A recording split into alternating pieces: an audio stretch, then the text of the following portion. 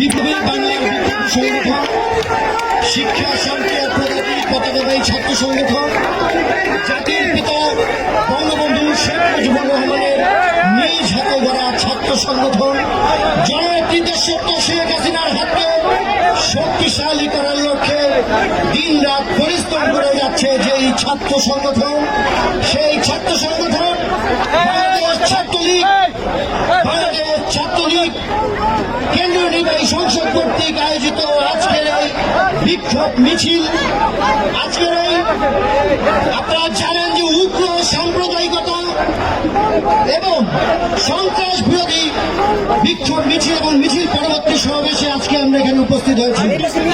আজকের এই মিছিল পরবর্তী সমাবেশে সঞ্চালনা করছেন সারা বাংলার ছাত্র সমাজের অহংকার, পরিশ্রমী এবং জনপ্রিয় ছাত্র নেতা, সুদর্শন ছাত্র নেতা, বাংলাদেশ ছাত্রলীগ কেন্দ্রীয় নির্বাহী সংসদের বিপ্লবী সাধারণ সম্পাদক, ঢাকা বিশ্ববিদ্যালয়ের মেধাবী ছাত্র জনাব লেখক ভট্টাচার্য। আজকের এই বিক্ষোভ পরবর্তী সমাবেশে উপস্থিত আছেন বাংলাদেশ ছাত্রলীগ ঢাকা বিশ্ববিদ্যালয়ের সুযোগ্য সাধারণ সম্পাদক, মেধাবী এবং পরিশ্রমী ছাত্র নেতা অনিল বর্ষী বক্তা, বাংলাদেশ ছাত্রলীগ ঢাকা বিশ্ববিদ্যালয়ের সংগ্রামী সাধারণ সম্পাদক ডাকসুর সাবেক এজিএস জনাব সাদ্দাম হোসেন। আজকের এই মিছিল পরবর্তী সমাবেশে উপস্থিত আছেন ঢাকা মহানগর উত্তর ছাত্রলীগের সংগ্রামী সভাপতি, পরিশ্রমী ছাত্র নেতা জনাব ইব্রাহিম হোসেন। আজকের এই বিক্ষোভ মিছিল পরবর্তী সমাবেশে উপস্থিত আছেন ঢাকা মহানগর উত্তর ছাত্রলীগের সংগ্রামী সাধারণ সম্পাদক, পরিশ্রমী ছাত্র নেতা জনাব সাইদুর রহমান হৃদয়। আজকের এই মিছিল পরবর্তী সমাবেশে উপস্থিত আছেন ঢাকা মহানগর দক্ষিণ ছাত্রলীগের সংগ্রামী সভাপতি জনাব মেহেদী হাসান, সুদর্শন ছাত্র নেতা। আজকে উপস্থিত ঢাকা মহানগর উত্তর দক্ষিণের নেতৃবৃন্দ, বাংলাদেশ ছাত্রলীগ কেন্দ্রীয় নির্বাহী সংসদের নেতৃবৃন্দ, ঢাকা বিশ্ববিদ্যালয়ের নেতৃবৃন্দ সহ উপস্থিত সকলকে বাংলাদেশ ছাত্রলীগের পক্ষ থেকে আন্তরিক শুভেচ্ছা। সংগ্রামী বন্ধুগণ, আজকে আপনারা জানেন আমরা কেন এখানে উপস্থিত হয়েছি। আজকে আমরা এখানে উপস্থিত হওয়ার প্রধান কারণ হচ্ছে আজকে এখানে উপস্থিত হওয়ার প্রধান কারণ হচ্ছে আজকে যখন এই বাংলাদেশে অসাম্প্রদায়িক বাংলাদেশের ব্যানারে সারা বাংলাদেশের মানুষ এগিয়ে যাচ্ছে, জননেত্রী দেশরত্ন শেখ হাসিনার প্রত্যক্ষ নেতৃত্বে সারা বাংলাদেশ এগিয়ে যাচ্ছে, যখন করোনা মোকাবেলায় সারা বিশ্ব হোঁচট খেয়েছে, সেখানে আমাদের প্রাণপ্রিয় নেত্রী জননেত্রী দেশরত্ন শেখ হাসিনার সুযোগ্য নেতৃত্বে যখন আমরা এগিয়ে যাচ্ছি, যখন করোনা মোকাবেলায় বাংলাদেশ আওয়ামী লীগ, বাংলাদেশ ছাত্রলীগ, স্বেচ্ছাসেবক লীগ, যুবলীগ সহ সকলে যখন আমরা মানুষের দ্বারে দ্বারে যে মানুষের পাশে থেকে কাজ করে যাচ্ছি, অসহায় মানুষের পাশে ত্রাণ সামগ্রী নিয়ে মানুষের দ্বারে দ্বারে যাচ্ছি, কৃষকের পাশে ধান কেটে যখন আমরা মানুষের পাশে কৃষকের পাশে থেকে কাজ করে যাচ্ছি, সেই সময় ওই পাকিস্তানের প্রেতাত্মারা, ওই পাকিস্তানের এজেন্ট যারা বাংলাদেশকে স্বীকার করতে চায় নাই, তারা বাসায় বসে বসে মিটিং করে কিভাবে এই স্থিতিশীল বাংলাদেশকে অস্থিতিশীল করা যায় সেই জন্য তারা কাজ করেছে। আমরা এই করোনা মহামারীতে দেখি নাই বাংলাদেশ আওয়ামী লীগ এবং সহযোগী সংগঠন বাংলাদেশ ছাত্রলীগ, স্বেচ্ছাসেবক লীগ, যুবলীগের বাইরে অন্য কোন সংগঠন কোন জায়গায় কাজ করে নাই। তারা বউ বাচ্চা নিয়ে বাসায় আরামায়েশ করেছে। কিন্তু আমরা কি দেখতে পাই, বাংলাদেশকে যখন জাতির পিতা বঙ্গবন্ধু শেখ মুজিবুর রহমানের নেতৃত্বে যখন এই বাংলাদেশ আমরা পেয়েছি, যিনি না থাকলে আজকের এই বাংলাদেশ পেতাম না, যিনি তার তিল তিল করা কষ্টের অর্জিত এই অর্জন বাংলাদেশকে আমাদেরকে দিয়েছেন, সেই বাংলাদেশের জাতির পিতাকে নিয়ে একদল দেশ বিরোধী কুচক্রী মহল, যারা ওই পাকিস্তানের এজেন্ডা বাস্তবায়ন করার জন্য কাজ করে, যারা ধর্মকে অপব্যবহার করে, ধর্ম অপব্যাখ্যা করে, যারা মানুষকে বিভ্রান্ত করে, যারা আপনারা জানেন বিভিন্ন জায়গায় মাদ্রাসা দখলদারের মতো কাজও যারা করেছে, এরকম একটি নষ্ট ভ্রষ্ট যে কিনা জাতির পিতার ভাস্কর্য নিয়ে কথা বলে, আমি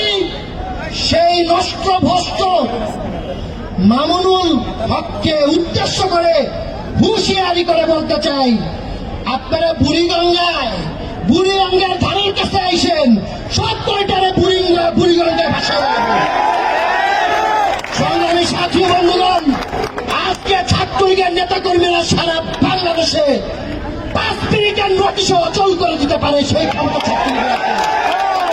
বসে বসে মাইকের সামনে বড় বড় কথা বলেন। অনেকটা দেখেছি ওই 5ই মে ওই শাপলা চত্বরে খুব বড় বড় কথা বলেছিল মামুনুল হক, বলেছিল বড় বড় লেজ দিয়ে এসেছিল যে রাতের ভিতরে নাকি সবাই সরকার নাকি দৌড়ে পালাবে। আমরা কি দেখতে পেলাম? ওই মামুনুল হক এই বক্তব্যের কিছুক্ষণ পরেই লেজ গুটিয়ে হেঁটে হেঁটে দৌড়ে পালিয়ে গেছে।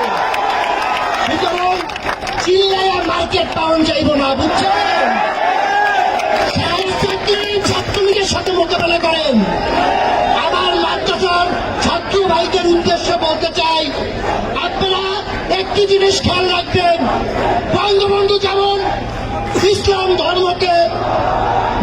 ধর্মকে এগিয়ে নিয়েছিলেন, তারই সুযোগ্য কন্যা জননেত্রী দেশরত্ন শেখ হাসিনার সুযোগ্য নেতৃত্বে তিনি কিন্তু সেভাবেই এগিয়ে নিয়ে যাচ্ছে অসাম্প্রদায়িক বাংলাদেশ করার জন্য। কিন্তু আমার মাদ্রাসার ভাইদেরকে আমরা দেখেছি এই মামুনুল হকের মতো যারা ধর্মের অপব্যাখ্যা দেয়, তারা তাদেরকে বিভ্রান্ত করার চেষ্টা করে। আমার মাদ্রাসার ভাইদের উদ্দেশ্যে বলবো, আপনাদের কাছে আমি প্রশ্ন রাখতে চাই, আমাদের নবীজি, আমাদের মহানবী হযরত মুহাম্মদ সাল্লাল্লাহু আলাইহি সাল্লামকে নিয়েও আমরা কি দেখলাম, একটি ভিডিওতে দেখতে পেলাম, এই মামুনুল তিনি আমাদের নবীর ঠোঁট নাড়ানো দেখিয়ে তিনি আমাদের নবীকে অবমাননা করেছেনই এবং শাস্তিযোগ্য অপরাধ করেছেন। কিন্তু আমরা দেখতে পেলাম না কোন ইসলামী সংগঠন বা কেউ তো কোনো আন্দোলন করেনি। তাহলে আমরা কি ভাববো? আপনারা সব জায়গায় একরকম, আর দেশের প্রশ্ন আসলে তারা আপনারা পাকিস্তানের এজেন্ডা বাস্তবায়নের মতন কাজ করেন, তাইলে তো হবে না। আমরা ছাত্রলীগের নেতাকর্মীরা কিন্তু মুক্তিযুদ্ধের সময় 17,000 নেতাকর্মী আমরা কিন্তু শহীদ হয়েছিল। আমরা কিন্তু রক্ত যখন দিয়েছি, রক্ত আরো দেবে। এই যে রক্তের বন্যা ভেসে যাবে, আমরা এই কথা আমরা কেন বলি? কারণ আমরা রক্ত দিতে জানি, রক্ত দিতে প্রস্তুত। সুতরাং ওই মাইকে বৈশা বড় বড় কথা না বলে একটু মাঠে নামে হাঁটাহাঁটি করেন, পেট তো ভালোই বাড়ছে খাইতে খাইতে। সুতরাং আপনাকে উদ্দেশ্য করে আবারও বলতে চাই, ওই মুখমণ্ডল নিয়ে আমাদের নবীজির এই ভোট দাঁড়ানো আর দেখাতে আসবেন না। আমি বাংলাদেশ সরকারের প্রত্যেকটি জায়গায় সকলকে অনুরোধ জানাবো, প্রশাসনের প্রতি অনুরোধ জানাবো, এই মামুনুল হক জঙ্গিবাদীদের স্পষ্টভাবে তাদেরকে নিশ্চিত থাকেন যে তাদের সাথে নিয়ে এগিয়ে যাচ্ছে। জঙ্গিবাদদের নিয়ে যারা এগিয়ে যায়, সাম্প্রদায়িকতা নিয়ে যারা এগিয়ে যায়, তাদের কিন্তু এখনই লাগাম টানতে হবে। তাদের যে লেজ হয়েছে, সেই লেজ কেটে দেওয়ার সময় কিন্তু চলে এসেছে। অনেক বড় বড় কথা বলে, কিন্তু কাজের নামে ঠন। জাতির পিতাকে না পেলে বাংলাদেশ পেতাম না, সেই জাতির পিতার ভাস্কর্য নিয়ে কথা বলেন। মূর্তি ভাস্কর্য এর সংজ্ঞায়িত আপনি জানেন না। আমাদের নবীজি তো কখনো বলেন নাই কারো ধর্মীয় অনুভূতিতে আঘাত হানতেন। আপনারা কিসের এজেন্ডা আপনারা খারাপ কথা বলেন, ধর্মকে আঘাত করেন বিভিন্ন ভাবে। আজকে জাতির পিতা বঙ্গবন্ধু শেখ মুজিবুর রহমানের নিজ হাতে করা ছাত্র সংগঠন বাংলাদেশ ছাত্রলীগ আছে দেখে কিন্তু স্বাধীনতা বিরোধীরা ভয় পায়। এটা আমি বারবার কেন বলি, অনেকে এটা নিয়ে ট্রোল করে। ছাত্রলীগ আছে দেখে নাকি মানুষ ঘুমাতে পারে আরামাসে, এটা বলা নাকি অন্যায় হয়েছে। কখনোই হয় নাই। ঘুমে যাওয়ার আগে একটু চোখ বন্ধ করে চিন্তা করবেন, যারা পাকিস্তান বানাতে চায় এই দেশকে, যারা আফগানিস্তান বানাতে চায় এই দেশকে, তাদের হাতেও দেশ পরিচালনা করতে দেখেছেন। আর এখন গণপ্রজাতন্ত্রী বাংলাদেশ সরকারের মাননীয় প্রধানমন্ত্রী মমতাময়ী নেত্রী, তিনিও দেশ পরিচালনা করছেন, তাকেও দেখছেন। এত আরামায়েশে আমরা খাচ্ছি, কিন্তু তার এত সুন্দরভাবে তিনি এগিয়ে নিয়ে যাচ্ছেন, তার পাশে থেকে তো আমাদের কাজ করা উচিত। আজকে জননেত্রী দেশরত্ন শেখ হাসিনা এগিয়ে যাচ্ছে, বাংলাদেশ এগিয়ে যাবে। এই বাংলাদেশে, এই অসাম্প্রদায়িক বাংলাদেশে কোন সাম্প্রদায়িক শক্তি মাথা চাড়া ছাত্রলীগের নেতা কর্মীরা যেমন ধান কেটে কৃষকের পাশে কাজ করেছে যেই হাত দিয়ে, ছাত্রলীগের নেতা কর্মীরা যেই হাত দিয়ে অসহায় মানুষের পাশে থেকে ত্রাণ কার্য করেছে, সেই হাত দিয়ে করোনায় আক্রান্ত মৃত ব্যক্তির দাফন কাজ পর্যন্ত বাংলাদেশ ছাত্রলীগ করেছে। সেই হাত কিন্তু স্বাধীনতা বিরোধী কে হটানোর জন্য শেষ একই শক্তিতে কাজ করবে বলে দিলাম।